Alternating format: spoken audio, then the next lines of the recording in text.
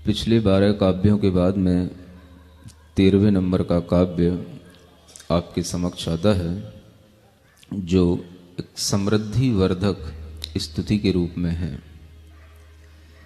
अभी तक 12 काव्यों में हमने स्तुति की भूमिका निभाई, अपना मानस तैयार किया कि हम भगवान की स्तुति करने के योग्य अपने आप को बना पाएं।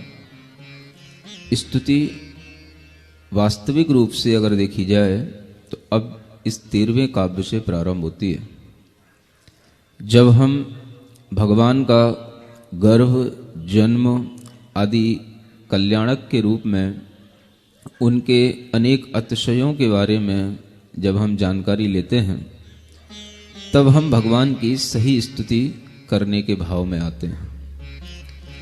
यह प्रवचन नहीं चल रहा, यह एक भावभीनी भक्ति का, ध्यान पूर्वक भाव के साथ में भक्ति करने का एक कार्य आपके समक्ष चल रहा है।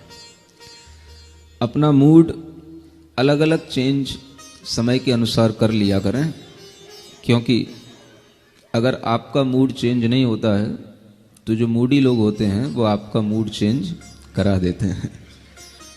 इसलिए इस स्तुति को पढ़ते हुए हम यहाँ पर कुछ भगवान के विशेष रूप से ध्यान, चिंतन, मंत्र, स्मरण आदि के माध्यम से उनका गुणगान करने के लिए बैठे हैं।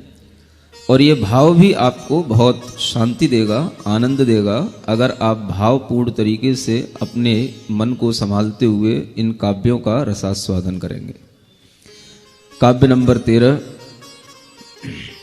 गर्भोत्सवे प्रतिदिनं प्रथुरत्नवृष्टिर्जन्मोत्सवे सकललोकसुशान्तवृत्तिः सर्वातिशायन गुणा 10 जन्मनस्ते सूक्ष्मेण को गणयितुं गुणतां तु शक्तः।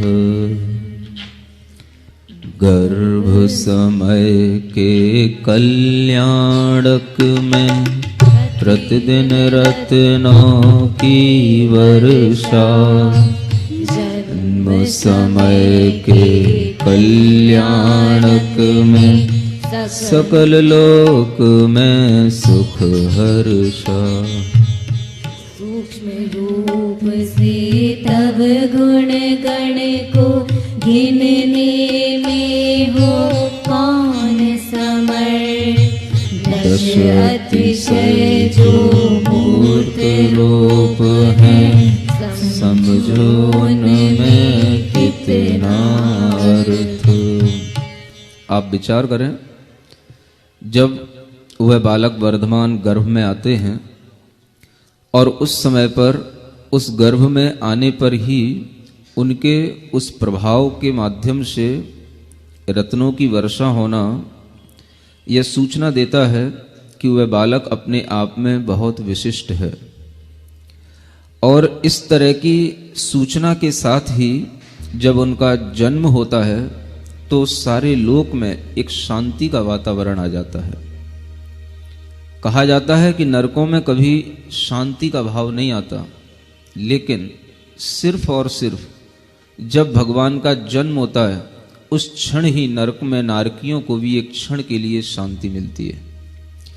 इतना उनके उस जन्म का प्रभाव, इतना उस आत्मा के अंदर के पुण्य का प्रभाव, और यह प्रभाव जो जगत में शांति के लिए फैला, मानो कि उनका जन्म जगत के हर जीव को सुख और शांति देने के लिए हुआ हो।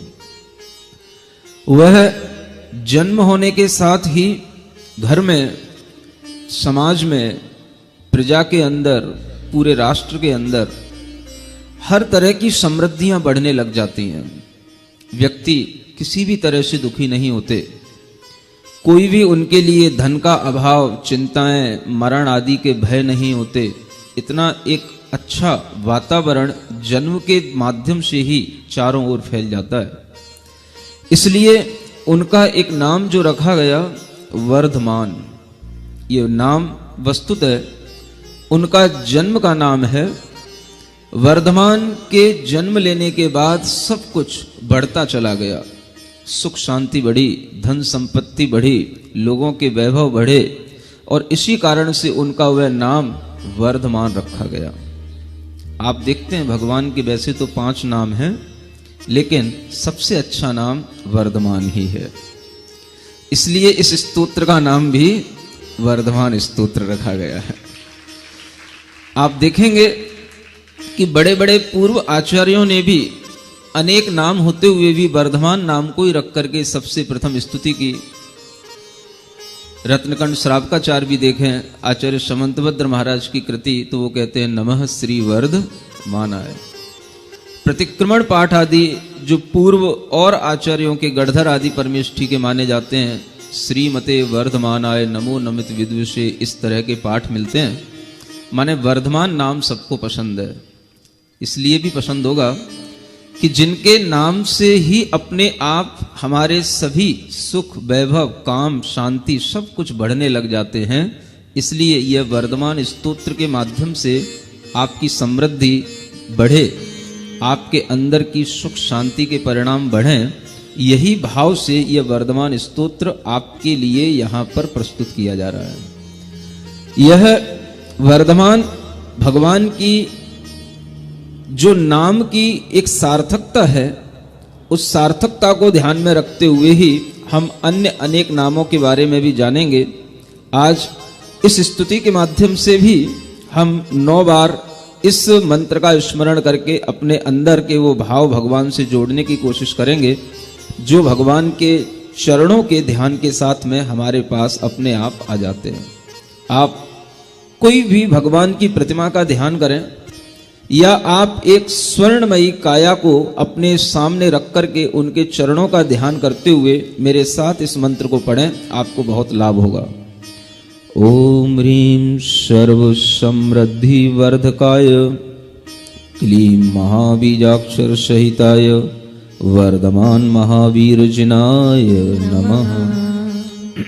ओम ह्रीं सर्व समृद्धि वर्धकाय क्लीं महाबीजाक्षर सहिताय वर्धमान महावीर जिनाय नमः। ओम ह्रीं सर्व समृद्धि वर्धकाय क्लीं महाबीजाक्षर सहिताय वर्धमान महावीर जिनाय नमः। ओम ह्रीं सर्व समृद्धि वर्धकाय क्लीं महाबीजाक्षर सहिताय वर्धमान महावीर जिनाय नमः। ओम ह्रीं सर्व समृद्धि वर्धकाय क्लीं महाबीजाक्षर सहिताय वर्धमान महावीर जिनाय नमः। ओम ह्रीं सर्व समृद्धि वर्धकाय क्लीं महाबीजाक्षर सहिताय वर्धमान महावीर जिनाय नमः। ओम ह्रीं सर्व समृद्धि वर्धकाय क्लीं महाबीजाक्षर सहिताय